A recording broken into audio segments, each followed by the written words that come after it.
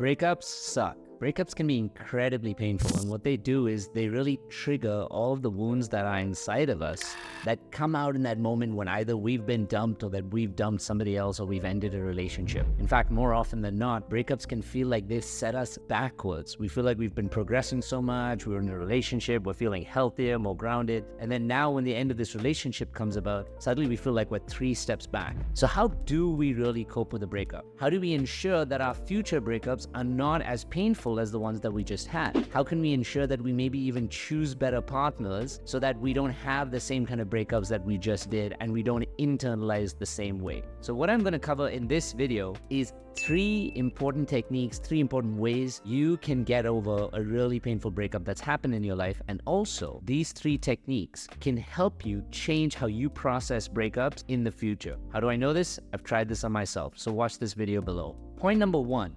On how you can process a breakup. What do you do to get over a breakup? The first and most important thing for the human mind and the human body is to grieve. Now, grieving can mean different things to different people, but the most important part about grieving is that you're bringing an awareness to what's coming up for you, the emotions that are coming up, what they're trying to show you, but you're also allowing yourself to process them and release them. Now, part of grieving also is recognizing the truth of what you've really lost and not just focusing on the attachment of what you lost. This again is really important for a future breakup or a future relationship so that you can process the breakup really differently. What I mean by this is this. When you go through a particular relationship, a lot of the time when you're really happy or when you're really connected, we feel like it's the other person who's giving us those feelings. It's the other person who's making us feel love. It's the other person who's making us feel happy. The other person who's inspiring us. The other person who's making us feel all of this connection. But the truth is, all of these feelings are coming up from within us. All of these feelings can only be felt within us, and they're felt within us because the other person is a stimulus or a trigger. And so what this does for us is that if we are really attached to these feelings from the other person, sometimes we can trick our mind into thinking that it's that person who's making me feel this way. It's that person who's making me be valuable or making me important or making me quote unquote not feel lonely. This is a huge one. So when we attach so much to the other person and we have a breakup, we feel like most of our life is lost with that other person because we have unconsciously decided that they are the source of all of the feeling that we have. So how do you grieve in a healthy manner to recognize that it is actually not that person who has given us these feelings, that person has just triggered it, but the realization that those feelings have come from within, that we can find and create different sources, especially from within, where we can now give ourselves those same feelings. Grieving can often, or the loss of a breakup, the loss of a partner, when after a breakup, can actually sometimes feel worse than death. And this is because when death occurs, yes, there's a permanent loss of someone, but there's also the closure that comes with it. You don't really have a choice. You have to accept that this person's gone. You can't do anything about it. It's really painful. But when the person's around, then you ruminate. You start to think, what can I do better? How could I have showed up better? How could I have done something so that I could keep them in with me? Can I go back to them and try and talk to them? We all know going back to the ex and how difficult and challenging that is, right? So in the grieving process, what you're really doing is, let me make this easy for you. Write down a list of 10 emotions or 10 things that you felt when you were with this person, or even 5 things that you felt that you were with this person, right? It may be happiness, it may be a sense of comfort, it may be a sense of purpose, any of those things. Now, I want to tell you, and this is a really powerful tool that I haven't really given many other people, is to now try and find a way where you can give those 10 things for yourself, or those 5 things to yourself. This is actually a more simplistic version of what I teach when it comes to reparenting. I'm going to tell you a little bit about that in the next tool, but think about how you can give yourself those 5 things. So if it's about you feeling lonely, finding another source of where you can find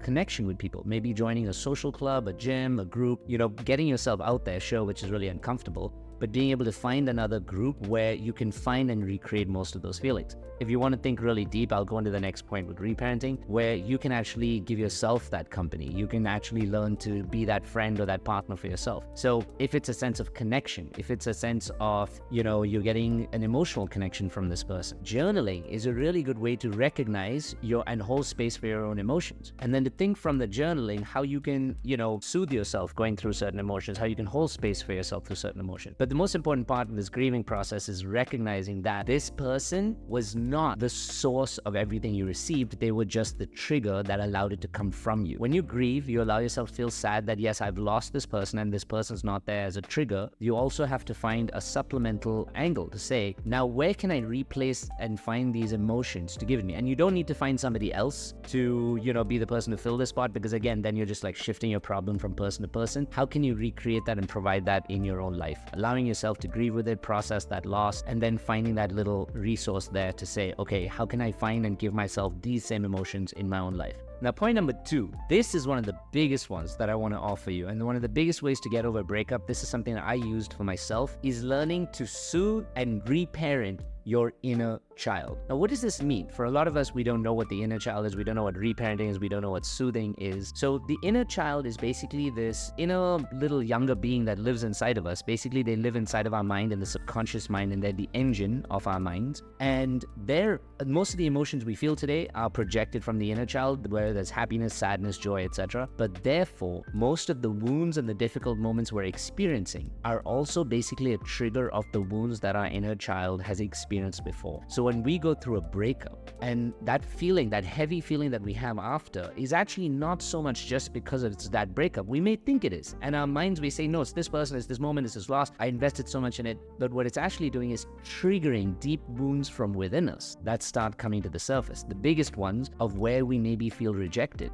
And suddenly we're starting to feel like, oh shit, you know what, this relationship also didn't work. What am I going to do now? I just put 10 years into this. I can't put another 10 years into this. Will I find another partner? I don't think I will. And so that in itself, that simple sentence or phrase of belief of saying, I don't think I'll find love again, or find love like this again, or I put too much of my life and energy into this again. That simple feeling of rejection is so deep that it makes us feel like we have no hope in the future, or we can't find love and connection again in the future. And that is based on a huge wound that's come from us before. If you, for example, knew that you were so lovable and valuable, that you were so special, that you were so amazing, in fact, you were in so much in fucking demand across the planet by the best and most beautiful and loving people, then when this relationship ended, you'd feel the loss of this relationship for sure. But would you feel the total loss of that part of you and that hope that you'd have a beautiful relationship? Or would you know that, oh, you know what? I'm so lovable. There are people who want to love me. There are people who are showing up to love me. And these are higher quality, better relationship individuals showing up in a more regulated, grounded, supportive, loving manner. You would not immediately jump to it, but you'd feel more hopeful, positive, and open towards doing that. And the second point is, sometimes what a relationship can do is also make us feel abandoned, where suddenly we're like, oh my God, I'm lonely all over again. And that feeling of loneliness is what hits us and triggers us really hard. And that really is a wound of the inner child, whether it came from our youth, whether it came from past experiences or breakups, heavy breakups. All of these can get locked into our subconscious mind and get stored there. And so the moment a breakup happens, or a really heavy trigger happens, or someone really treats us badly or anything like that, it can immediately trigger up all of these wounds, which then incite all of these feelings within our body,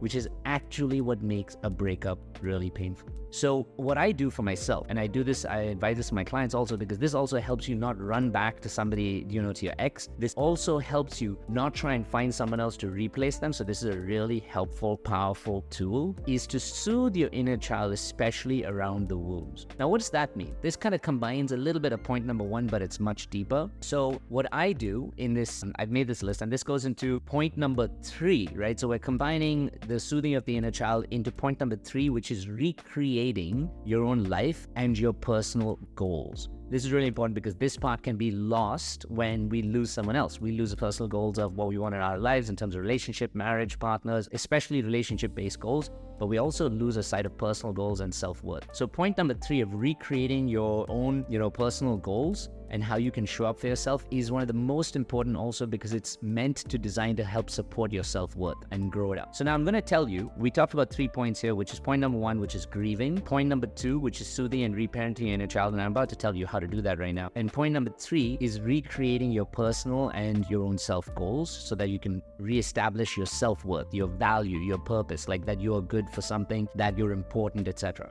what is a really powerful exercise to do this? I'll tell you a really quick thing right now, and then maybe in a later video, I'll explain this in detail. Now, a good way to build up that value within yourself again is to, again, take a sheet of paper and to write down for yourself on the left side of the paper, what are some of the things that I want from a partner? Specifically, we're talking about in a partner, and more likely than not, by the projection of concept of reparenting, the things that we really want from a partner are the things that our inner child has been really wanting from our parental figure, but hasn't gotten it. And if we don't have a healthy enough idea of getting it from that parent figure and like believing that we're worthy of having it, we will keep attracting partners who don't know how to give it to us, because that's all we know.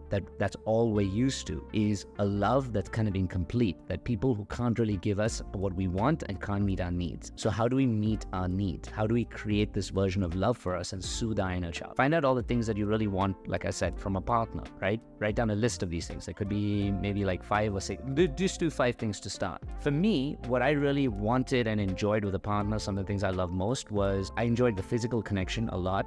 I enjoyed the soothing before I went to bed. I enjoyed going for walks with my partner, and I enjoyed, what I really wanted from a loving partner was to be fed. I love, like, for me, being like fed and having someone put that love into food really made me feel like warm and cuddly and validated even as a man. So I wrote these on the left side, and then on the right side of the paper, continuing to point 1 again, where we mentioned this, how can I learn to give these to myself and to my inner child? Now, what this means is you have to basically look at all the stuff that you've been wanting from someone and reframe them in a way that you can give them to yourself. This is an extension of point number 1. It's a lot deeper though. So when it came to, I love the physical soothing, what I would imagine is before I went to bed every night, and I promise you I did this when I reparented. Reparenting yourself is basically showing up for your inner child in the way that a loving parent would, in the way that they really wanted or needed, but they may not have gotten. There's a huge important aspect there, that they wanted it and needed it, but they may not have gotten. Not because your parent was a bad person or an asshole or any of that. They may not have just been capable of loving you the way you need it. So in this element for me, my mother wasn't very emotionally or physically soothing. So I missed that for myself. And I wanted that so heavily from my partners. So before I went to bed, I would imagine as if my loving, like if I was a loving parental figure or a loving partner, and I would take cream and I would just rub my skin and I would physically soothe myself, and I'd close my eyes and feel as if a loving parental figure was doing it to me and making me feel soothed and loved and valuable. And I did this every night with a bunch of other exercises. I'm going to tell you a bunch of other things in that list, and I would automatically look forward to it. I would feel so soothed, and then I'd tuck myself into bed as if a loving mother figure was tucking me into bed and like keeping me all cuddly, and I'd have beautiful sleep, and I'd wake up feeling more loved. And this was just after a really painful breakup. In fact, I had to do this so that I didn't have to keep going back and running back to my ex. So I had to make sure that I was supplementing that love somewhere else, because I wanted to keep going back to her, texting her, wanting like morsels of like love that wasn't even great love from her, to be honest. So that's one. Second thing is, when I talked about going for walks with someone, I enjoy going for walks with my partner. I used to go for walks with myself. And when I went for walks with myself, I would not just walk on my own. I would also kind of talk to myself as if I was talking to a partner. And I'd talk to myself and I'd say, wow, look at the bird on that trees. And then I'd like talk to myself as if I was telling a partner about the bird, or a lake where I used to go walking, which was near the forest, any of that stuff. And every day, in the beginning, it's so weird. You're like, this is so weird. Like, why would I do this to myself? Like, people are going to think I'm weird. In fact, I saw people looking at me funny. But when I did this for myself more and more, it started soothing my heart, my inner child so much more. And my own self-worth started to rise. Why? Because it's as simple as saying, if I'm willing to give myself love, time, and energy, then I'm willing, by that same token, to show myself I'm valuable. I'm valuable of my own time, love, and energy. And then the third point, which was around if I really wanted to be fed, right? I would literally, I would pretend as if I was cooking for like a lover, or I was cooking for like a little child, and I was like a loving parental figure, like a mother figure, because that's what I needed. And I would, instead of just cooking like, oh my God, I'm cooking because it's Wednesday night, I gotta cook food. I would cook, I'd buy good groceries, I'd buy a bottle of wine, I'd enjoy the process, I'd listen to music, I'd cook as if I was pouring my heart into it. And then when I'd finish cooking, I'd run to the other side of the table. I'd plate this, I'd run to the other side of the table, pretend as if I was a loving little boy or a loving partner, and I'd receive receive that bowl and be like, wow, this smells so good. This is so yummy. I'm so excited. Thank you so much. And that process itself created so much love in the give and take. It is really weird because one day my own aunt was like, I was doing this at my aunt's house one time, and then she saw me doing it and singing and talking to myself, and she came from the side and she looked at me and she said, what on earth are you doing? It's so weird. And I was like, how do I explain it? But it can be weird to everybody else, but it healed me so much, not just from the breakup, but it made me break those patterns of attracting emotionally unavailable partners or unhealthy partners or people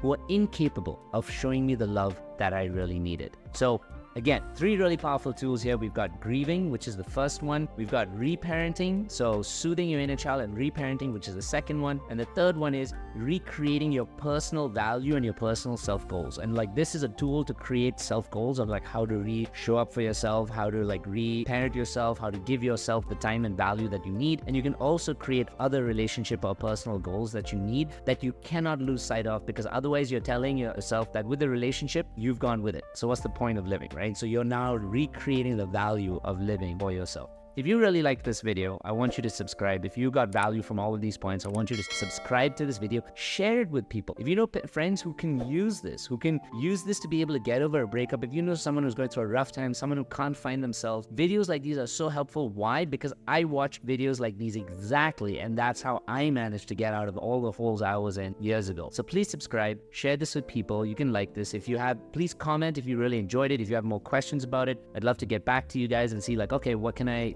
show up for you in the comments? What do you need? Maybe if you need help on certain topics, throw that in the comments. And also, I'm going to ask you to look forward to more of these videos, because I've got an upcoming training process on how to cope with heartbreak. I've actually got a whole video on how to cope with heartbreak. This is in my membership in the EFC. So stay tuned for that. Like, look at the link in the bio. There'll be a link to click on the membership to be able to join it and watch. It was a whole month's conversations on how to process heartbreak and using the proper tools to cope with heartbreak in there. So I love you all. Hope you enjoyed this video.